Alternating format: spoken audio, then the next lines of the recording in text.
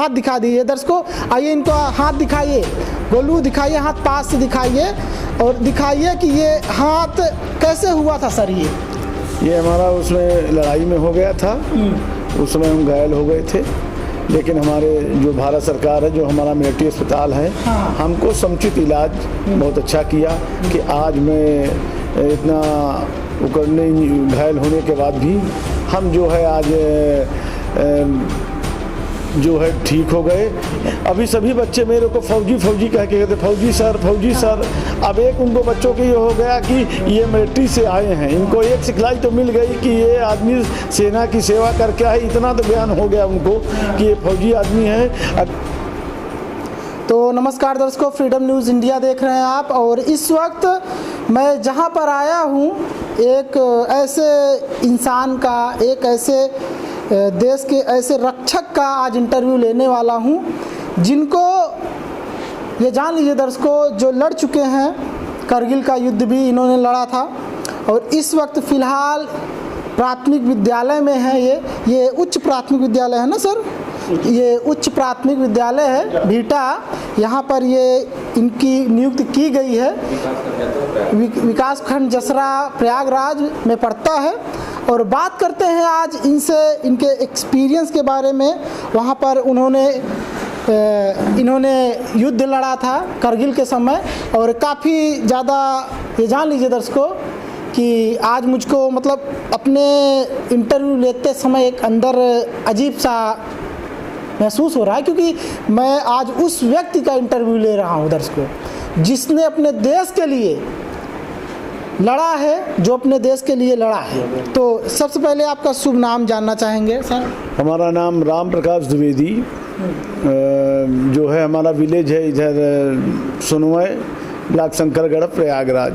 तो सर आपने कब सेना ज्वाइन किया था? सेना में 22 नवंबर 1986। अच्छा, 22 नवंबर 1986 में। तो 1999 वाला युद्ध करगिल वाला, आप वहाँ पर थे उस वक्त सर? हाँ, हम लोग थे। वो करवा के पूरी पार्टी हमारी जो हमारी यूनिट थी सब ने सेपरेट किया। हमारा 3 ड्यू वहाँ पर है, जो है ग्लेशियर में, उसमें जो है हम लोगों ने सब पार्टी अटेंड किया। Regiment 3 due signal regiment. अच्छा, किस रेजिमेंट में आप थे सर? अब वो हम नहीं बताएंगे। तो दर्शकों क्या होता है ना कि सेना का कुछ चीज़ें गुप्त रखा जाता है, तो उसको जैसा कि बताया इन्होंने, ये नहीं बता सकते और आपको जानने की ज़रूरत भी नहीं होनी चाहिए, क्योंकि अपने देश की आंतरिक चीज़ें हैं, वो प्राइवेसी होता है। देश की सुरक्षा से संबंधित सवालों का जवाब भले ही हमने पूछ लिया, उसके लिए इनसे माफ़ी चाहूँगा, लेकिन ये नहीं बता सकते। तो अच्छा ये बताइए, जिस वक्त ये आपके हाथ दिखा दीजिए दर्शकों, आइए इनको हाथ दिखाइए, गोलू दिखाइए, हाथ पास से दिखाइए और दिखाइए कि ये हाथ कैसे हुआ था सर। ये हमारा उसमें लड़ाई में हो गया था, उस समय हम घायल हो गए थे, लेकिन हमारे जो भारत सरकार है, जो हमारा मिलिट्री अस्पताल है, हमको समुचित इलाज बहुत अच्छा किया कि आज मैं इतना उकड़ने घायल होने के बाद भी हम जो है आज जो है ठीक हो गए और पुनः जो है हम उकर के और उच्च प्राथमिक विद्यालय में आज मैं कार्यरत अध्यापक। अच्छा सर, क्या कहते हैं कितना महीना लगा था ठीक होने में? अब ये सब कुछ नहीं बताएं। नहीं, ये मतलब ये तो बता सकते हैं ना? नहीं बता सकते दर्शकों, ये भी नहीं बता सकते।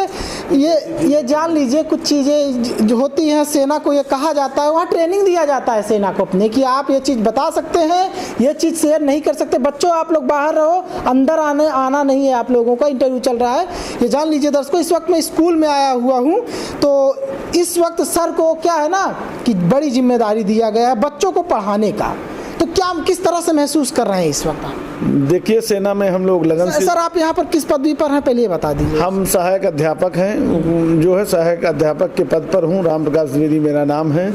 यहाँ पर आने के बाद जैसे हम लोग देश के प्रति वफादार थे, वैसे इन बच्चों के प्रति हम वफादार हैं और पूरे गांव में भी गार्जियन से भी मिलते हैं। बच्चों के घर घर जा कर के हम बच्चों को बुलाते भी हैं, बच्चों को पढ़ाते भी हैं और तन मन धन से जितना भी, जैसे हम रात हो या दिन हो, हम स्कूल स्कूल से छूटेंगे भी फिर भी हम गांव में जाते हैं। बच्चे अगर कोई बच्चा नहीं आया, गार्जियन से बताते हैं कि आज फला बच्चा हमारा नहीं आया है, इसको आपने स्कूल क्यों नहीं भेजा। तो हमारा एक कर्तव्य है कि अस्माकम जो है हमारा कर्तव्य है कि हम सेवा करें। अस्माकम सेवा धर्म आसीत, एक कहावत का, संस्कृत का, कि मेरा धर्म है हम जो है कि हम अपना कर्तव्य करें और उसी के अनुसार हमें फल मिले।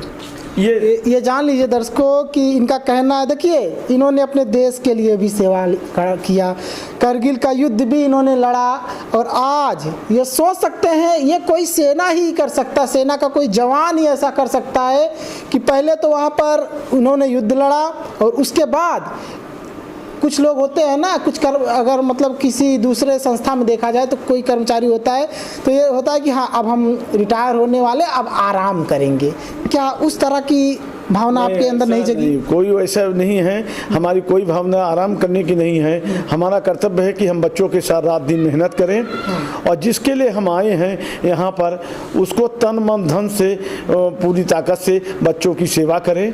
और हर गार्जियन से हम बच्चों के प्रति गाइड करें कि आप अपने बच्चे को ज़्यादा से ज़्यादा शिक्षा के लिए या स्कूल भेजें। और तन मन धन से कोई भी बच्चा, आप गार्जियन हैं, आप घर में भी बैठ के बच्चे को थोड़ा सा गाइड करिए और देखिए कि हमारा बच्चा क्या कर्तव्य कर रहा है। हम लोग गार्जियन को भी बताते हैं कि आपका बच्चे को गाइड करिए, हम स्कूल में वो करेंगे। जब बच्चा आ जाता है तो हम प्रातःकाल से उसको अनुशासन में, पढ़ाई से, लिखाई से और इसमें वो करते हैं कि कोई बच्चा ऐसा ना हो कि जो है कोई कमज़ोर है। जो कमज़ोर बच्चा है उसको हम कोशिश करते हैं कि और कमज़ोर आगे बैठा के उसको भी हम उस श्रेणी में ले आएँ। जो तेज बच्चा है उसकी श्रेणी में कमज़ोर वाले बच्चे को हम उतने मुँह करें जिससे हमारा बच्चा जो कमज़ोर है वो आगे बढ़ के प्रगति कर ले और तेज हो जाए। ये जान लीजिए दर्शकों, कोई मान लीजिए टीचर है, टीचर पढ़ा रहा है तो ये होता है कि टीचर, और कोई सेना का जवान वहाँ से रिटायर्ड होकर के बच्चों को पढ़ा रहा है। तो सर अच्छा ही बताइए, बच्चे कुछ मान लीजिए यहाँ ये उच्च प्राथमिक विद्यालय, हाँ यहाँ 8 तक का है शिक्षा, तो जो बच्चे 5वीं के आगे हैं जैसे 6, 7 और 8, ठीक है, इन बच्चों में ये होता है कि सर हमारे युद्ध भी लड़ चुके हैं, तो उनके अंदर वो आपके बारे में क्या सोचते हैं सर, थोड़ा इसके बारे में बताइए। देखिए बच्चों की उत्सुकता तो रहती है कि अभी सभी बच्चे मेरे को फौजी फौजी कह के कहते, फौजी सर, फौजी सर।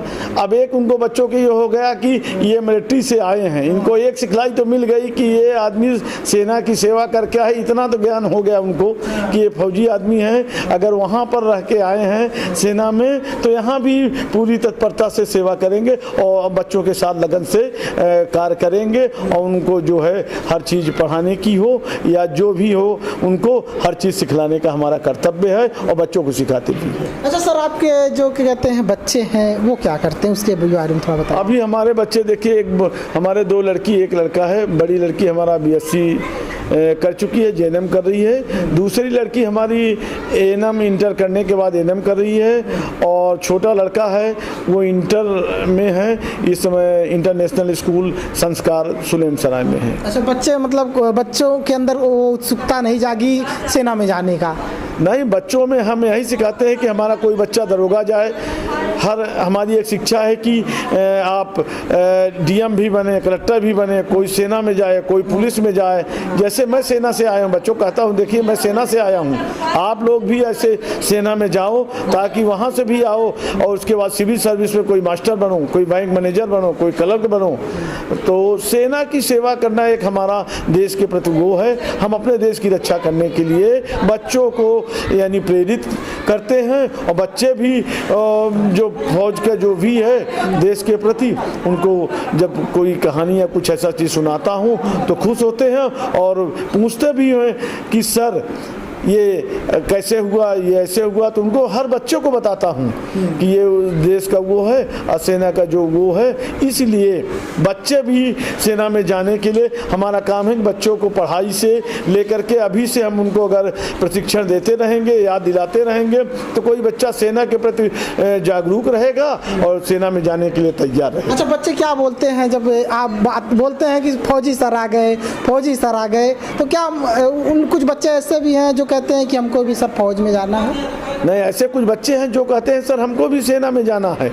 तो हम कहते हैं कि अभी पढ़ाई आप पहले अपना एजुकेशन को, शिक्षा को पूरा कर लो बेटा, फिर आप सेना में जाने के लिए तैयार रहो। सेना तो एक बहुत अच्छी वो है और सर्विस भी अच्छी है और देश की सेवा में हमें मान सम्मान भी मिलेगा। ऐसा आप लोग जाओगे तो आपको हर आदमी इज्जत देगा, सम्मान देगा। दर्शकों, ये जान लीजिए कि ये इस वक्त यहाँ पर सहायक अध्यापक के पोस्ट पर पदवी पर पोस्टेड हैं, नियुक्त हैं यहाँ पर। और ये जिस तरह से आप सुन रहे हैं कि बता रहे हैं कि ये सेना में भी अपना जो है काफ़ी ज़्यादा समय वहाँ पर भी बिताया और देश के लिए लड़ाई भी लड़ा इन्होंने। तो अच्छा ही होता है सर। इस वक्त क्या है कि अपने इस पृथ्वी पर एक तरफ यूक्रेन भी चल रहा है, यूक्रेन और रूस का युद्ध चल रहा है। तो एक भारतीय सेना में आप रह चुके हैं, आप युद्ध भी लड़े हैं जी। तो उसके बारे में आप क्या कहना चाहेंगे उस मसले पर आप? देखिए, हर देश की सेना होती है। यूक्रेन और रूस दोनों लड़ाई लड़ रहे हैं, लेकिन हर व्यक्ति को ये है कि हम जिस देश के प्रति नमक खाते हैं उसको अदा करें। चाहे यूक्रेन की सेना हो चाहे रूस की सेना हो, दोनों जो है अपने अपने देश की रक्षा कर रही हैं। ये नहीं है कि हम दूसरे देश की सेना में जाके मिल जाए, हमारा ये कर्तव्य नहीं है।